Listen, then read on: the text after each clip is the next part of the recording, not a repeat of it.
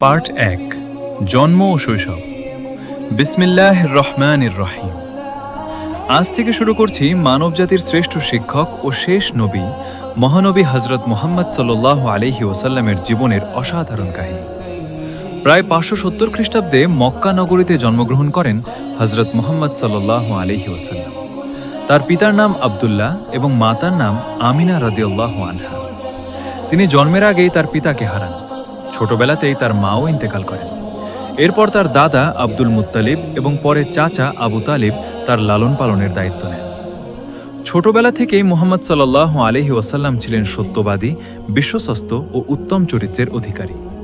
মক্কার মানুষ তাকে ভালোবেসে ডাকত আল আমিন, অর্থাৎ বিশ্বস্ত ব্যক্তি। এভাবেই শুরু হয়েছিল সেই মহান জীবনের পথ চলা, যিনি পরবর্তীতে পুরো মানব জাতির জন্য রহমত হয়ে এসেছিলেন। পরের পার্টে থাকবে যৌবন, ব্যবসা এবং হযরত খাদিজা রাদিয়াল্লাহু আনহার সঙ্গে তার বিবাহ।